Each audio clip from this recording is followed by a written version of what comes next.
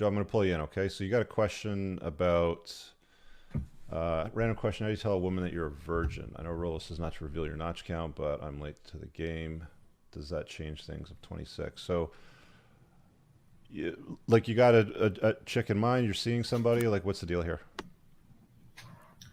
Yeah, I've been slowly improving, and I've been talking to women, and a few women I've spoken to, I eventually told them I'd never been with a woman, and that killed everything. And I'm Yeah, that's like, so w women don't care about your struggles. They hang out at the finish line and they pick the winner, right? So you don't want to mhm. tell her that you're a virgin. You don't want to tell her you don't have any experience at it. Um, Everybody's got to pop their It's never cherry. been right away. It's always been a friendship has developed, and then eventually I feel like I need to tell them because they're No, expecting things to get more intimate. And how do you deal with that? Do you you don't. just You don't need to tell them. Why do you need to tell them that you're a virgin? like how do you explain like You don't tell them your notch count. She's anxiety not or going to tell you her issues? notch count. Hmm. You just have to tackle it head on, man. Of course, you're going to have some performance anxiety. It's the first time, right? Oh, what do I do? Where does it go? Is it going to work? It's like, as long as she digs your vibe, right? As long as she's attracted to you, it doesn't matter. Of course, you're going to have anxiety. People still have anxiety into their 20s, 30s, and 40s, man. Hmm. For some Of guys, it course. never goes away. You're always going to have some of that. So, one time I was talking to Sean about anxiety because I think that's one of the areas that he specialized in. So if you don't know who Sean is, we did this before the train wreck series. He was a clinical psychologist. We were talking shows very very early on. He was talking about anxiety. He's like, how do you deal with anxiety? It's like if you're anxious about riding in elevators, then you approach it from a logical, calm perspective about what it is, and you just begin to start riding elevators, sort of thing.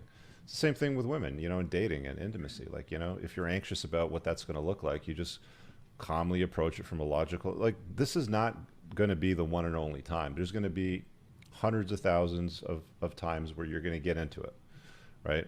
All you got to do is watch one of Terrence Popp's older videos where he talks about, his like pump count. It's like, somebody that gets divorced and they get taken for $20 million, and he, divides it by the number of pumps and, the lays and all that sort of thing. Like, there's a big number that comes out of it.